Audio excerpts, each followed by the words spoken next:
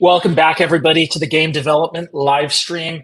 You have come to the right use of your time today because we're going to do the GDC retrospective in the week of GDC retrospectives, but this is the one that is going to be the most informed one that you will watch. Here's why. First of all, I was there myself. I got the Web 3 perspective. I got the Web 2 perspective. Not that anyone calls it Web 2 who's in game development. You're just a game developer. But I've also brought in one of my friends, Keith McCurdy here. Keith is long time in the game industry, senior technology executive at Electronic Arts, but is now an investment banker. So he's lived the industry. He has been working deals in the industry. We're going to bring so many perspectives on this about really what happened at GDC, what trends you should look for, what's happening on the deal side. Anyway, we're going to probe into everything. Let me remind you that this is a live program for a reason. We're live so that you can participate in this. We could have just done this as a YouTube video. Keith and I could have sat down, recorded something. We could have done a whole bunch of takes. Oscar could have done some clever editing, and we could have had something, super polished. We're going to be polished anyway. I don't want to take away from our production values in the live environment. But the reason we're live is so that you can participate. So please ask questions in the comments. We bring those questions right into the conversation. So if you want to know what really happened at GDC, no hype, no bullshit, we're going to tell you the full story. You're going to hear it here today. Let me turn it over to Keith for a moment. Keith, would love you to just introduce yourself. We've worked together. You've been in, the investment banker for my own company. So that's how we got to meet. But please go ahead and kind of tell everyone how you got into that work and what you do. Sure. So nice to meet everybody. Yeah, I'm definitely an OG in the game business. I started way back in the 80s at Electronic Arts when it was a tiny company of 100-something people. And I started in the tool side, making paint programs, and for your old-time game developers, things like Deluxe Paint and things like that I worked on, and some other stuff. And then, when the transition into CD-ROM and 3DO and PlayStation 1 and all that stuff, then I got more into game development. I was the vice president of technology, and I helped the team out in Origin build Ultima Online, and I became VP of Online. So I was there at the beginning of the MMO era. Worked with. We just had Raph on a couple of weeks ago. Oh yeah, I just saw Raph recently, and Star and Richard Garriott. I mean, those are some of the best years I ever had. I mean, I commuted to Austin. I used to fly out every Monday morning and fly back every Thursday night. I did that for 6 months, and love those guys. And they really, I mean, gosh, talk about something that should have never happened, that is like such embodies the game industry. Like that was a miracle. That's like, what is that movie, The Miracle on 34th Street? That's like an act of God. Keith, isn't that almost everything in the game industry though? Yeah. Like things that shouldn't happen just happened. That's my point. Exactly. Like things that you just can't believe. Like, how did they do that? And Raph probably talked about it, so I don't want to repeat Raph, but it's like, the team that did that, it was so small. It was such a small team, and they all the odds were stacked against them, and nobody thought they could do it. I mean, except for them, and they changed the industry. I mean, that was really the first commercially viable. I mean, that game went on to do almost around $500 million. I mean, That's like not trivial money. That was real money back then. So I did that, and then I did a couple startups as CEO after I left EA. And when I was at EA, I was involved with a lot of acquisitions. So when we bought Maxis, when we bought, oh gosh, I can't remember the names of all the companies. Like the guy, what was his name, Peter Molyneux out in UK, that made Populous, and so I was the guy that they would send and help figure out the deal from a development operations technology standpoint, and amongst other people. But anyway, so then I did a couple startups, and then about 7 years ago, I started an M&A firm. We do all kinds of we do M&A advising. So we help entrepreneurs, startup CEOs, tech companies, navigate the M&A process, understand how to present themselves, understand who to talk to, understand how to show the value that they can be inside that acquiring company, negotiate the deal, and the whole kit and caboodle. And we work with all kinds of companies. So we fintech companies, social networking companies, game companies. It doesn't have, I'm not, even though my career had been game focused, I'm not in the M&A advising business. It's just a small portion of what we do as a firm. So that's me. I'm here in California, and happy to be here, and happy to talk about the subjects that Jon's laid out. Awesome, Keith. So we were both at GDC. I'm sure we gained some varying perspectives on what happened there.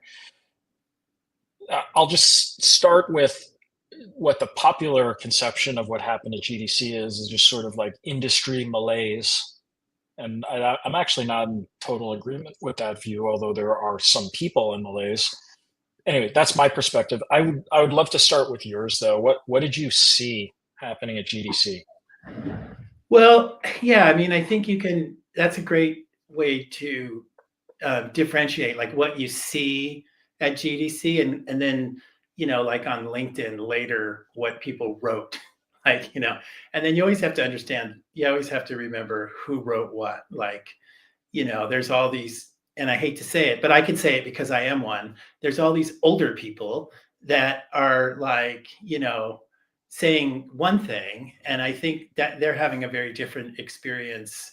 The person who's been in the game industry for 25, 30 years or 20 years, they're in a different position in their career and their perspective of what's going on versus, somebody who's been in there for 5 years and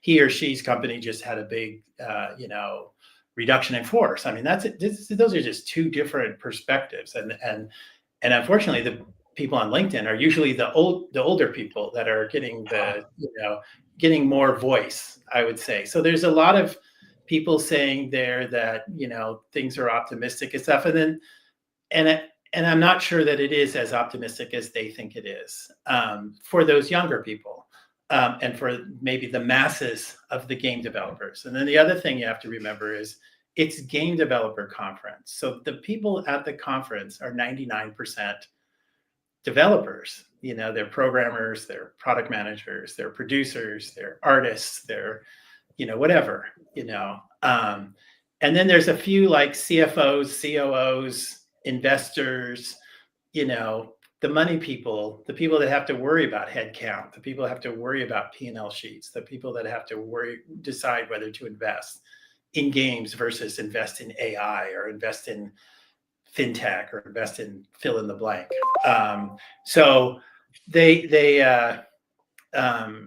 so it's very different. Game developers are never true game developers. They're evangelical. They're never going to stop making games as long as they can afford to. But the people that are running the businesses, I think they have a different perspective on what's going on in the industry. And I think there's a little bit of a disconnect there, if I could say that. I mean, maybe there's a lot of disconnect. I don't know. I haven't done like a poll, but it's hard to keep game developers down. They're just optimistic people. They love I was thinking the other day, there's this concept of universal income. Like if we ever got to a universal income society or economy where everybody had their needs taken care of, the huge number of people would just make games because they want to. And they are in Minecraft, in Roblox, in these vibe coding platforms. Like it's becoming more and more open to people all the time. I mean, there's a general vibe hanging around GDC that capital is just a lot harder to come by right now, whether it's from a publisher or a fund. I mean, my own perspective on it, please check me on this, Keith. I'd be completely off, but like, yes, if you compare it to just 3 or 4 years ago in the era of, zero interest rate government funding that caused massive capital influx into venture capital funds, where lots of funds, frankly, were overcapitalized. They had more capital than they could deploy really profitably. A lot of those funds struggled then to make good on those investments. It just hasn't actually been a very good performing category for games, unfortunately. And now those same funds have had a lot of difficulty raising more capital. So that seems true. But like if I go back to before that zero interest rate time horizon, we're like back to normal, where games are always hard to fund, right? So like it's like we've got the newer developers who maybe got a little spoiled by the couple of years of that, and now it's like normal game industry. Am I crazy to have that perspective? What do you think? No. I mean, I've been when I was an entrepreneur, I was on the fundraising side of games, like back in 2007, 2012, 2000. So I've and I live here in Palo Alto, so I'm right down the road from Sand Hill Road and VCs, and I know a lot of them, and I've known them over the years. And it's like, it never, to your point, you're absolutely 150% right. It's never been easy for game developers to raise money from VCs, because there's only, I mean, I remember when I was doing it back in the day, I used to say there's only 3 VCs that know games. There's like 3 people. I don't want to name them, but you probably know who they are. And now, maybe in the last 10 years, the last 5 years or 10 years, there's now like 10 to 20. There's just not many of them, because, if you look at a VC, like the VCs that invest in fintech, what did they do before they were a VC? They worked at PayPal. They worked at a fintech company. They worked somewhere in the fintech business, and then they had success, and then they went into VC, and then it's an inbound investment opportunity comes into the firm. It's like, oh, it's a fintech, send it to Dave, or whatever. So who's that game guy? So you can go through all the VCs and say and there's just not many. There's just a very small number, right, given the total pool. And then there's, a couple people that made money on like Roblox, and so they're now game experts, and because they got lucky. Survivor bias in a disparaging way. I mean, but survivor bias is always a thing in games. Yeah, exactly. So now the survivors are the geniuses. The same thing happened to me as a game developer, by the way. So I did a Game of Thrones game, and I told them it would do like very little revenue, and then it got 11 million installs, and I don't know what happened. I was just lucky. And then I forecast that a Star Trek game would do like 15 million a year, but it did 30. And then, oh, wow, John, you're a genius. Why do you keep sandbagging us on the numbers? And then I raised a bunch of money to do a Walking Dead game. And I said, this game's going to do 100 million a year. And it did like 1. So, I got to the point of survivorship bias, and also believe my own bullshit a little bit too much. But I don't know where you learned to do that, but you did one of the smartest things that a startup CEO or an entrepreneur can do, which is under promise. I mean, I got lucky, Keith. That's no. I mean, under promising is a skill a lot of people do not know how to do. It's setting expectations. I mean, as a CEO, as you know, and you have a board of directors and there are VCs and other people, and you're setting expectations, and everybody, if you can set expectations here and achieve there, you can go a long way in this world. It's the people who set expectations up there and deliver down here that tend to get a lot of headwind. But so going back to the VC thing, and the access to capital, it's never been easy. That's true. And then we did have a little bit of a heyday. And we had, like, when Unity went public, there were some VCs that were Unity shot up to like $100 a share, and it was a $40 billion cut. It was, I don't remember the exact numbers, but it was, if you look at the chart, there was a peak, and a lot of people thought, hey, this game thing is, I mean, that's what VCs do. They look at IPOs, they look at big M&A exits, multi-100 million, billion, 2 billion. They look at exits like that, and that's their indicator whether they should invest in a sector. And so there was a period of time where, I mean, Zynga's IPO was a successful IPO. That's going back further in time, but there were some indicators that were giving VCs the idea that they should invest, and we haven't really seen those indicators the last couple years, and so they're not. And but if you look at all the new game studios and all the game developers on the small end over the last 20 years, very small percentage of them were VC backed. VC is a small portion. There used to be a lot of the publishers would invest in game studios, and they would invest capital and they'd be on the cap table. They would invest, we're going to do this $10 million project, and we're also going to invest this amount. So we own 20% or 18 or 19%. And then, if you do well, then we're going to, the Tencent model, like Tencent is really good at that. Like they take a small piece, and then the company has success, and then they go to like 32% or 35%, and then they're at 49, and suddenly they own a big chunk of this super valuable company. And we know that there's a bunch of these, and Tencent's investment portfolio in the game industry is unmatched. I mean, there's nobody with even like 10-15% of what they have. And if you list all the companies and all the value, so we haven't seen the VCs in the last couple of years, and I don't think we've seen the big studios in the last year. And then we also haven't seen the Asian companies, like the Nexons or the Tencents, and there's geopolitical issues there, and there's just their own businesses, the Japanese companies. And also the console companies, Sony and Microsoft. So yeah, I mean, I wouldn't blame it all on VCs is the takeaway. But of course, the VCs are only one source of capital in the industry. Publishers, of course, remain the principal source of funding for game projects in this industry. So, and VCs look for different dynamics, like they need a venture scale return.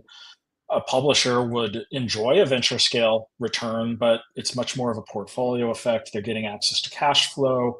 It's a little bit de-risked. The studio could go under. They could still make money on the game. Like there's a lot of things that favor publishers and continue to favor them in this industry.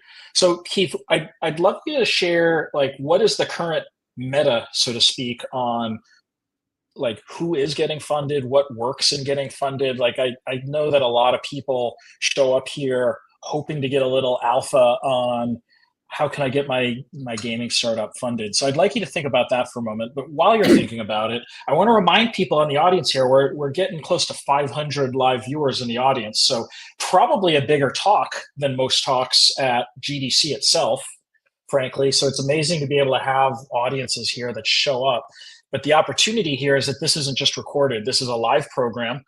We would love you to ask questions. I see a lot of you sharing some comments and saying hello. Well, add to that, ask a question. You've got folks here that are in the industry. Myself and Keith have been in the industry for a while with very different perspectives. We would love you to kind of ask whatever you want, learn what happened in GDC, or if you were at GDC and you have a completely different perspective than what we have and you think we're wrong about something, I would love that. Like, let's get controversial too, and maybe bring something different to the table. So Keith, going back to this question of what works right now, is anybody getting funded? Like what's happening?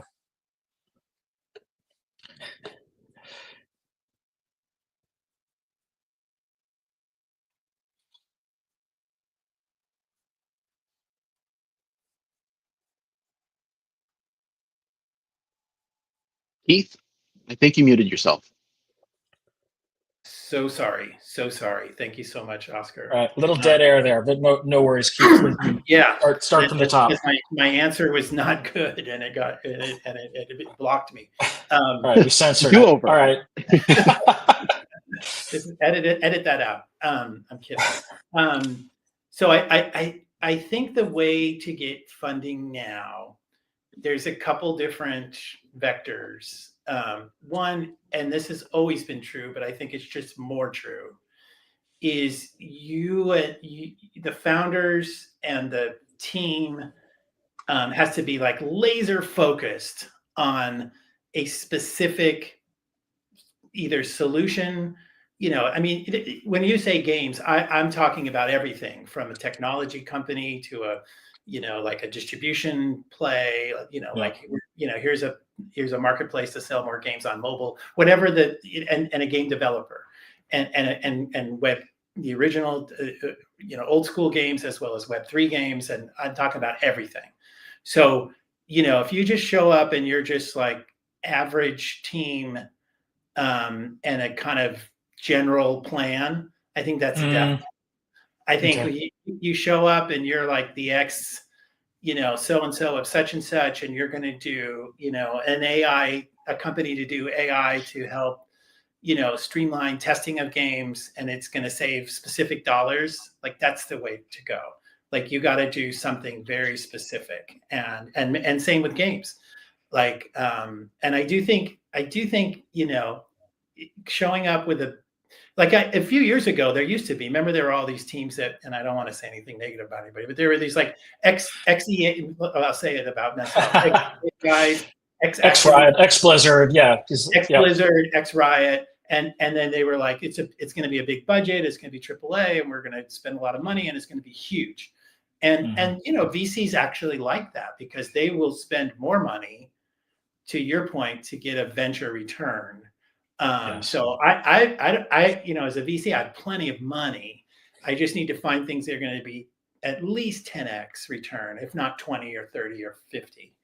And so those big stories were really helpful. Now I think, those big investors are maybe a little less. I just look at Andreessen Horowitz. I mean, they like to put in a small amount of money just to see how things. It's much more incremental now, and so being super focused and getting something out on a low cost, a smaller team.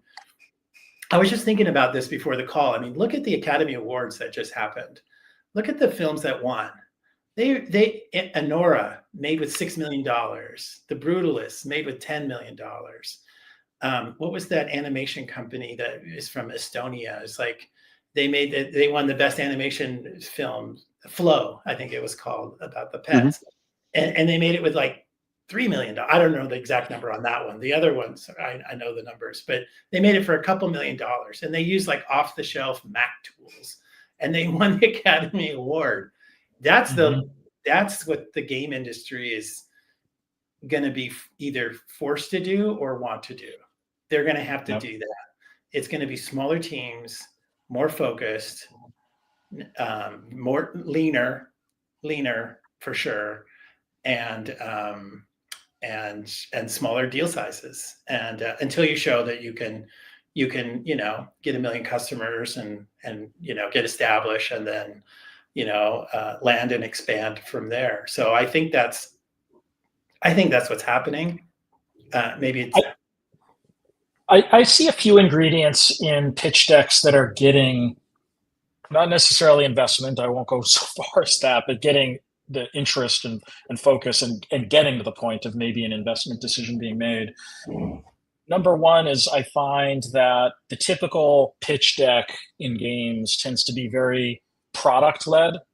And I get it, because I've built products for my whole life, and you love the product and you want to talk about the product, and especially in games where it's a creative industry and you just want to like enchant people with the fun of it. But more often than not, the person making the decision or the key gatekeeper is more of a financial professional who's trying to figure out, how do I put in this many dollars and get this many dollars out? So I'm finding that leading with market opportunity first, and like why you've spotted sort of this unique part of the market which is underserved, is really critical before you even get into product. And then what's equally, if not even more important to that, is what you were saying around team, which is, if you can show that market opportunity, you really have to prove that your team is uniquely suited, if not the best team in the world, to go after that specific market opportunity. It's not enough just to spot the problem. You have to have the people who really know how to solve for that and build the product, and probably iterate the product and change direction if you need to, because the product always changes in most startups. So I'm finding that that's the missing pieces of a lot of these pitch decks, is like, you like save the love of the product a little bit later in the presentation until the investor or the publisher has fallen in love with the opportunity and the team who's capable of understanding and executing against that opportunity. What are your thoughts? Well, I mean, I agree. I think you typically in game developer, now I'm not talking about like your business game. a game platform or technology or these distribution businesses, these are different. But if it's just a game developer, like we're going to make this, free to play mobile game about blah, blah, blah, I find that those guys don't understand the market positioning of their game and the business reasoning behind why that's a market they can go after. Like that analysis, I think, is like that's what VCs are looking for, is a requirement. It's not, and a lot of game developers that's not them. They're developers. They're creatives. They're visionaries. They're not necessarily market analysis and comparative. And this opportunity is this is an open piece of land we can take on. And then the other thing is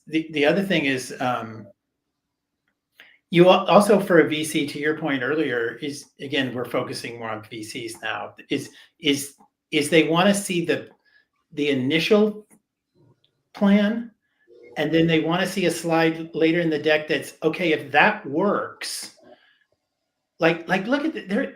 I wish I remember this company. There's a company recently that just got funded by some VCs, and they're doing music games. And they have a game where you create your own. It's on Roblox, if you remember it. Yeah. Gosh, if anybody I don't remember this.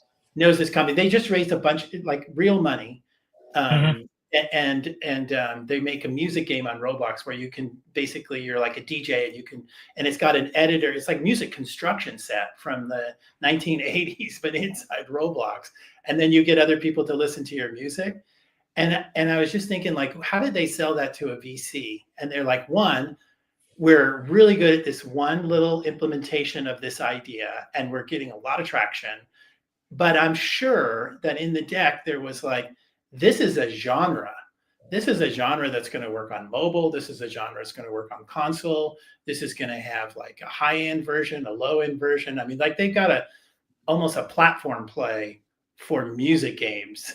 And some VC looked at that and said, okay, this is a big idea. This is a small product today, but the team and the proof, it scales. It goes beyond a one-trick pony of a game on Roblox.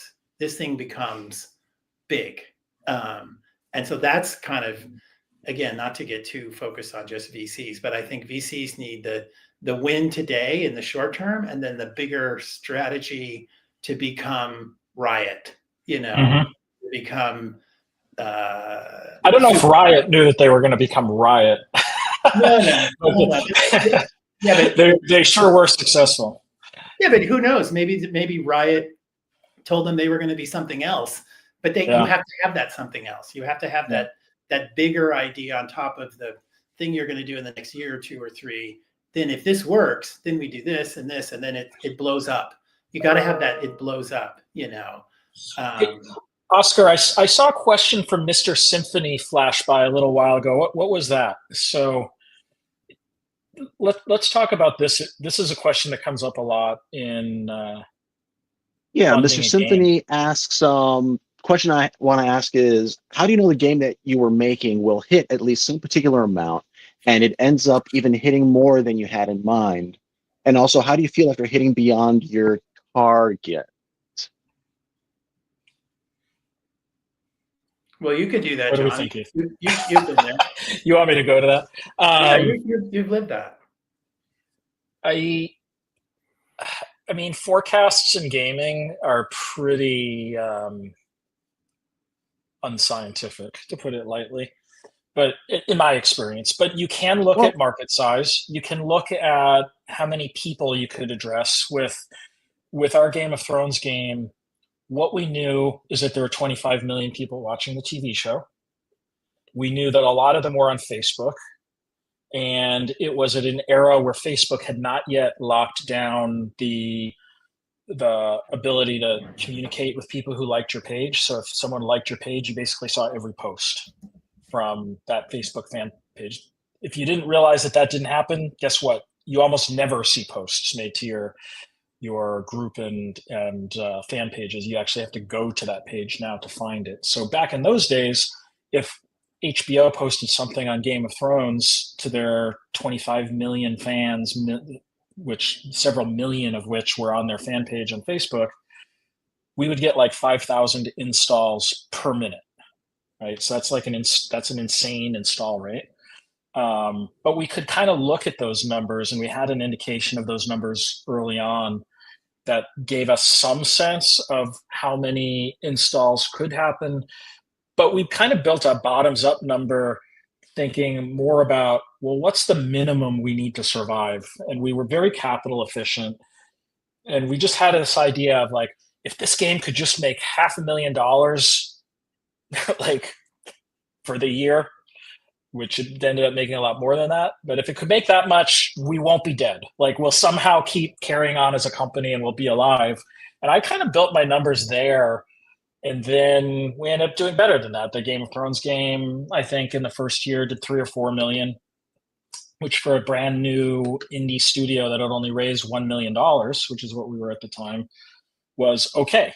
It wasn't amazing, but it was definitely okay. And we got a ton of installs. What Game of Thrones did to it for us in terms of the platform aspect that you're referring to, Keith, is it gave us a reputation of being able to work with top tier IP, because at the time we're talking like 2013, 2014, like there really wasn't much better IP than you could have than Game of Thrones at that time. It was like everywhere online. It's amazing also how it has largely disappeared today. But like at the time, it was so pervasive. The characters were beloved of everybody, and the viewership numbers were really large. So we worked with that, and it gave us a reputation, and that reputation translated to being able to get the Star Trek IP. And I don't think we could have gotten the Star Trek IP if I hadn't been lucky enough to meet George R. R. Martin and his agent and get a deal done. I got the deal done before it went on the air on HBO. Yeah, I probably wouldn't have gotten the deal if it was already post-production and they already had this massive audience. They would have looked for crazy amounts of prepaid royalties or something like that. So I had lucky market timing with a little bit of asymmetric knowledge, suspecting that the show was going to do really well, and I made the bet, and it paid off there. But then Star Trek was interested in working with us because of that. With Star Trek, again, our numbers were really predicated on how the audience we could reach. So we knew certain things about Star Trek. Like we knew that they had 1 million+ people on the Facebook fan page. We knew that they had a really extensive email list. And also I went to a Star Trek convention in Las Vegas, and I saw that people were willing to pay like $5,000 for a gold badge, which led them into the room with people like William Shatner to hang around for like 5 or 10 minutes, not even really talk to him, just like be in the same room as him. And I was like, Star Trek people are already participating in a collectibles economy, which is pretty significant. So we could get there. But again, I kind of made up these numbers. Like they were quantitative in the sense that there was a spreadsheet and we figured out how much money we needed to stay alive. And I kind of worked more or less from the minimum of the alive state and wasn't too ambitious beyond that. And with Star Trek, we were just lucky that we were double. But to answer your question, Mr. Symphony, it's almost a curse to outperform too much, because then people just expect you to keep repeating that performance. And the reality of games is like, I don't think you've been in the game business long enough if all you've done is hits. Like you're going to get humbled at some point in this industry, because it's just how it works. And in our case with Walking Dead, the game was perfectly good. In fact, it was, I know games, and I thought it was the best game we made at that point in time. But we were dealing with a really weird competitive ecosystem where AMC was licensing Walking Dead. Skybound, which was the original comic book, also licensed it. They were competing with each other over the licensed games. So there was a proliferation of games. So that wasn't a good situation. And at the same time, marketing free-to-play games was going through the roof. You lost a lot of advantages in terms of Facebook fan pages were no longer reaching people. So like the whole thesis for IP games collapsed at the same time as the market for that particular IP got super competitive. So, the game kind of crapped out from a commercial standpoint for a lot of reasons that had nothing to do with the efforts of the team who built that game. So I know games is weird. You got to predict a lot of things way in advance because you're building a game that, like, I don't even understand AAA where people work on these things for 5 or 7 years, but we were working on things that would ship in 2 or 3 years, and that was hard enough to figure out what was going to happen in the future. Well, Mr. Symphony follows up.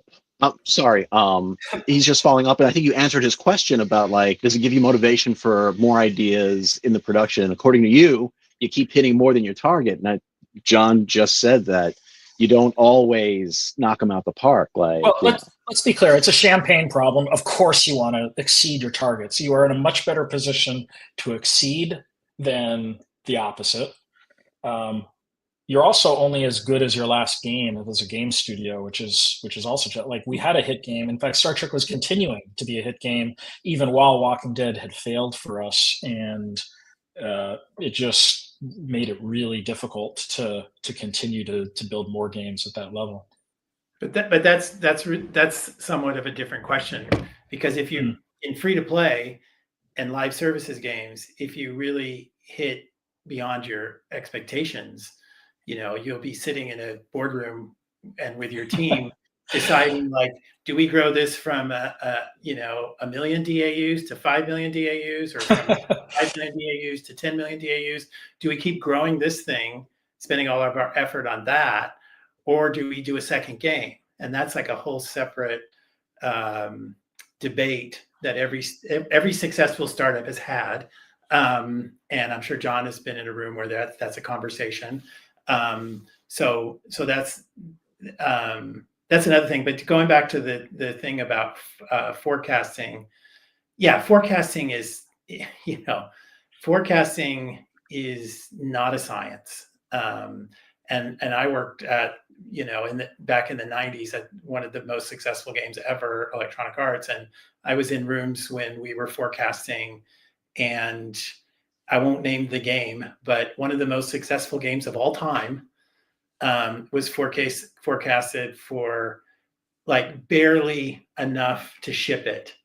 And it turned out to be one of the most successful games of all time. And this was a company that was the best in the world at forecasting. And we owned the channel. It was still a retail channel, and we still couldn't forecast. So forecasting is, especially for startups, it's very different forecasting than forecasting at Take-Two or EA or Activision. But forecasting for 30 people in Boston making a game is a completely different thing. And I think Jon's approach is super smart to try to. And the other thing we would do as entrepreneurs is do, like, a low, medium, high. Here's the low. This is the least we can imagine doing. Here's, like, where we'd really like to get to. And if things go really well and surprise us, this is the upside view. And VCs like that kind of stuff. And then the other thing I wanted to just say about what Jon commented on is, I would imagine that back in the early days of your company, when you were a game developer and you were making those games you listed, you somewhere were explaining to investors that you're going to be good at two things. You're going to be good at working with IP, and you're going to be good at having this platform or reusable code base that you could do these types of games relatively quickly rather than starting from scratch. And that's the vision. That's the kind of vision that VCs want. They want to see, okay, like, these guys could end up, be in the go-to developer / publisher for all the biggest IP, and they have a platform and technology they've invested in, and they're reusing it. And I'm sure, like, I know VCs like that pitch. Now, they don't like not to get too detailed here, they don't like the margin issue with having to pay a royalty rate for. I'm sure you got pushback on that, but then what you do as an entrepreneur is you say, okay, we're going to do these 3 IP games, and then we're going to do our own IP, and the margins are going to be so much better. I've done that pitch, myself. So anyways, well, our pitch early on was that because user acquisition costs in free to play mobile were stratospheric even from the beginning. Exactly. And what our pitch was basically that we're paying a royalty, and that will impair the margin a bit, but also our UA costs will go down dramatically, and the math ties out. And that was absolutely true for the first 2 games. But we sort of got punished in the third, where we're paying a royalty and user acquisition costs. And it was like the worst of both worlds several years into the business. So they were eventually right, but not in the beginning. And probably we should have figured out how to get around that a little bit better by doing exactly what you said. We have some other questions here about scope. I just wanted to thank the person. Okay. Sorry to interrupt you. I wanted to thank the person with the name of that music company in the chat. It's Splash. There you go. Everyone should check it out. I mean, they just raised funds, and just look at the, like what they did and how they got to where they are, and imagine. Yeah, thank you, person. Anonymous LinkedIn user. We don't even know your name. Sorry. Yeah, it's the CEO. Your name it's the CEO of Splash. Somehow your name isn't passing up to the platform here. But it's an interesting test case, and I'm sure that I would bet serious money that their pitch had a story of how music games are going to be a genre, and they're investing in the platform, and they're going to have it on all these different places and all these different variations, and working with celebrities. I mean, it's a big idea. It's a big game idea. And so, and they already had traction on Roblox. And so that's a fundable company, and they raise funds. So there you go. So Mr. Symphony asking another kind of follow-up to this whole theme, which is it different? I don't know if it's different than others. It's, it's not, I think it's more about the stage your company is at. When you're a really early stage company, it just isn't that scientific, because you don't have a lot of data and evidence behind how you're going to scale the business, or how, like, you're still discovering how things are going to work. So when you're a game that hasn't shipped yet, you're premising your numbers on things like the size of the market, and what are the channels available to you, and what have the comps done in that market, and you do your best to try to figure it out. But everyone knows that, like, you have limited data at your disposal. It's different in a Series A company, say, where now the game is shipped and you're trying to grow, and you can deploy capital behind a lot of user acquisition to scale the business. That's a different kind of prediction model. I find that in the earlier stages, like pre-seed, seed, the better investors are not so much getting you to give a forecast to, like, hold you to it, because they know that so much can change. It's more that they're trying to understand the thought process that went into it. How are you thinking about the business? How big do you think the market size is? How will you access it? What will it cost you to access it? What's your budget for building the game? Like, all of those things, I find, are what happens at that stage. And then as the company matures, you'll have to get much more evidence-based over time, and you'll be held to the accuracy of your predictions more. I see you shaking your head, Keith. Is that similar to what you've seen? I mean, absolutely. Once you have something, evidence-based, I would use the phrase metrics-based, so, we're doing this many users, and we're acquiring them at this rate, and retention is X, 7-day retention, 30-day retention, all that kind of stuff. That's once you've launched. Then that's showing your investors a path to growth, and why you need to raise more money to accelerate, and et cetera. At the beginning, when you're just at the idea and you haven't launched the game yet, and you're looking for investors, it's much more about the team and the market, and that stuff that Jon was talking about earlier, about analyzing other games in that segment, and where there's open space, and why you think your design and your creativity and your team and your people are uniquely positioned to grab a portion of that, digital trading card market, or that free-to-play Connect 3 market, or that shooter market, or whatever it is that you're going after. Like, why can you grab a portion of that? How big is that portion? And then they always want to just see, like, what does success look like? Like, what if how big what does success look like? I think is the phrase that VCs like to use. But anyways, maybe we're too much time on this. So Keith, I'd love to return to GDC, and we've been talking a lot about how to raise money in the current environment, and a lot of people are trying to do that at GDC. What's your thoughts on, like, what's really happening, though? If I could just sort of, like, you're in investment banking, you've got a little more insight, a little more alpha. What can you share with us today that might give us the reality check. Yeah, before we get to that, I just want to, one of the few advantages of being older is that you've been through a lot of different historical experiences in the game industry, And there's some things that we can't control as game business people or game developers or whatever. And the economy, right? Like if there's a recession, everybody goes down. And people like to say games is recession proof, but that's not true. If you look at the history of recessions, EA, Activision, startups, everybody had trouble. Actually, recessions have actually been better for startups because the VCs are investing for what's going to be happening in 3 to 5 years out. And so they're actually like, it's a recession now, but it's going to come back because the US always does come back from a recession and the world always comes back. So there are things that we can't control. But the thing that I think about a lot is if you look at the last 30 years, there's always been like and we talked about this a lot at EA, and this was a lot of the stuff I was involved with, is platform transitions. In the 90s, there was like a move from 2D to 3D, and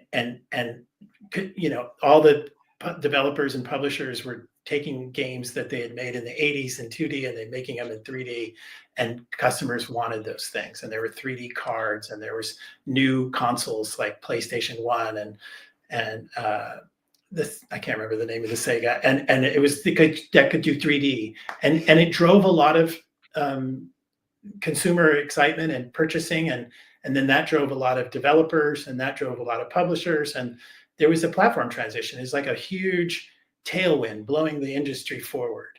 And then in the console, when the Xbox came out, there's a bunch of them. There's online gaming was a platform transition where there's a lot of investment in stuff that, they thought that was going to be a new wave of stuff. And then there was 2007 I think it was when the iPhone came out, and then there was the mobile platform transition, huge, and then huge amount of investment and huge amount of, developer opportunities and new markets, and and then there was the free to play was a platform transition, even though it started in Asia, for the West, the Supercells, the Kings, these giant companies, billion-dollar companies were created from platform transitions. Are the windows of opportunities that drive the market, and at least so far.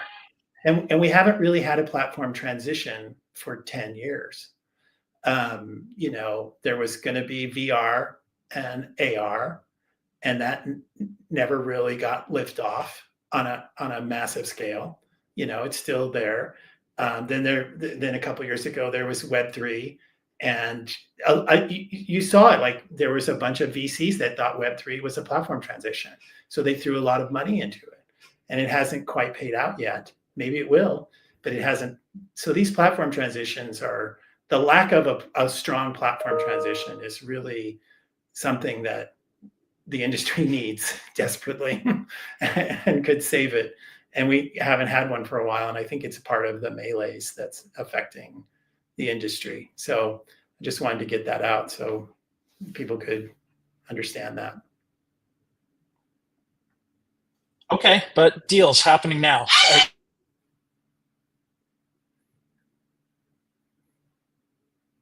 I'm sorry, say that again, please. Jon? What kind of deals are happening?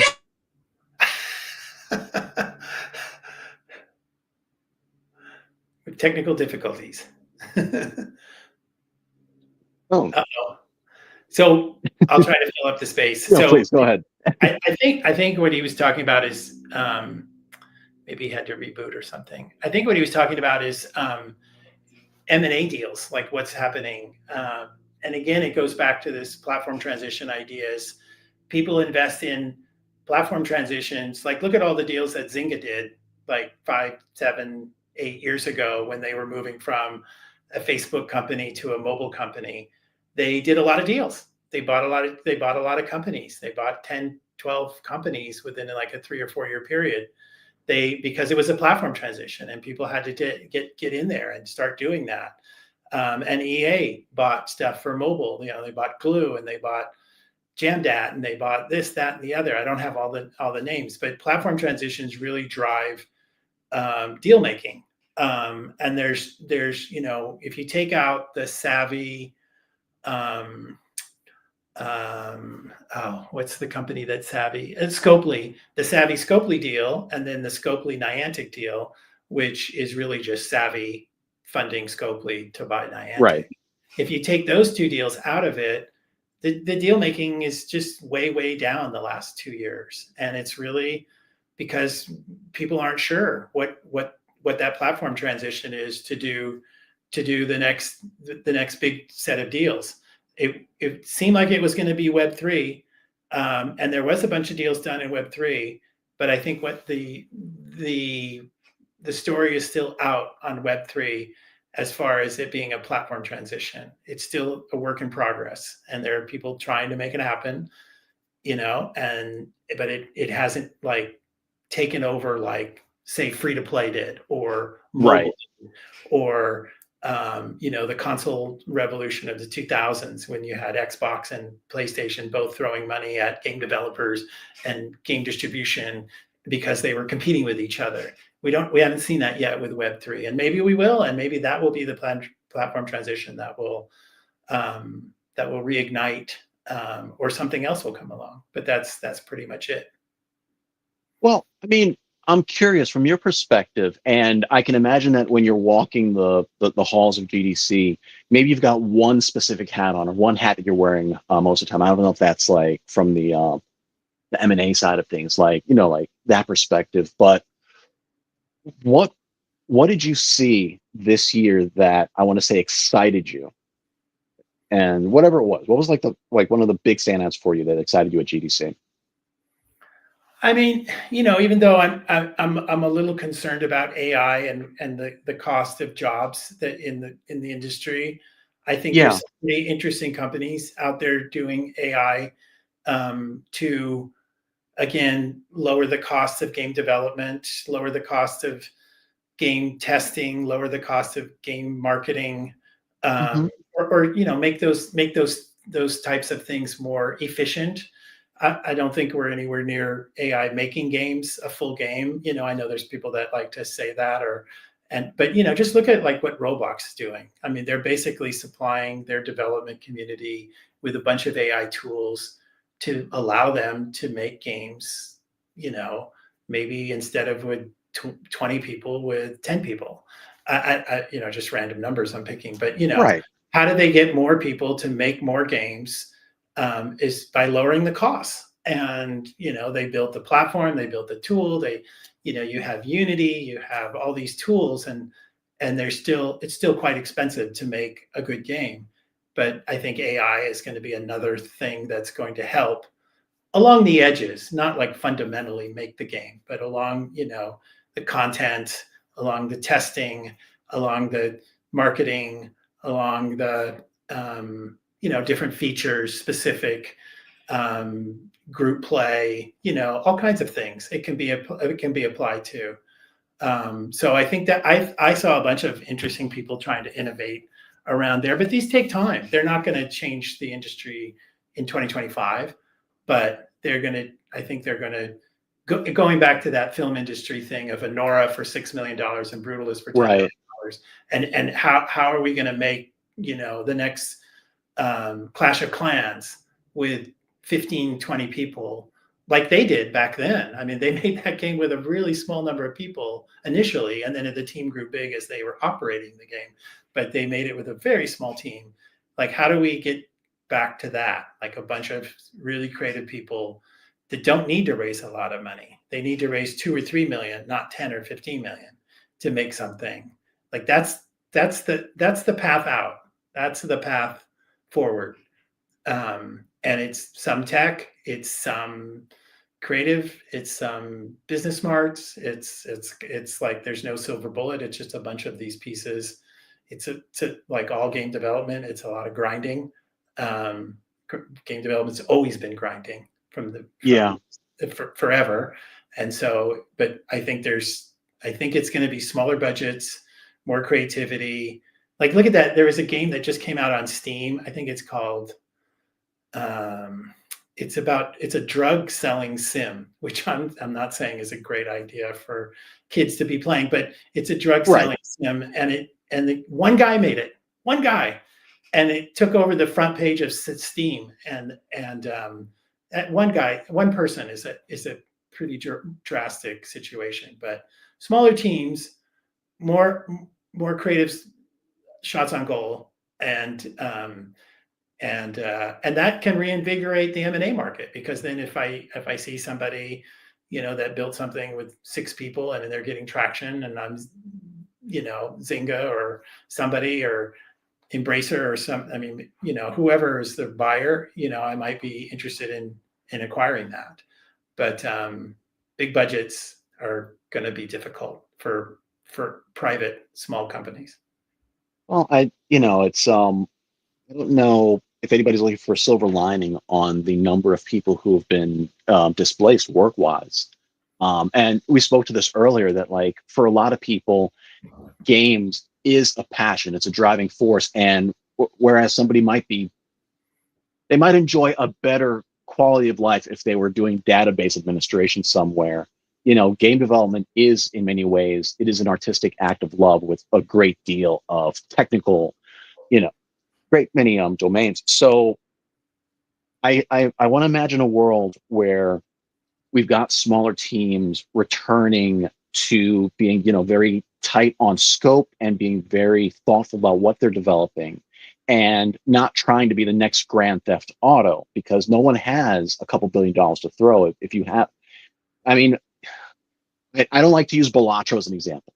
I don't like to use Animal Well as an example, but Balatro, Animal Well, these are Stardew Valley. These are games that were made by individuals, by very small teams, and they've had huge impact. And that comes with a double-edged. That's a double-edged sword, because a lot of people feel that they'll be the next Stardew Valley, and that may not be the right way to like frame your aspirations. But this transformation that we're going to see in the industry is like, if people aren't going to leave games, but if they're going to look at doing it independently, are they going to work smarter, not harder?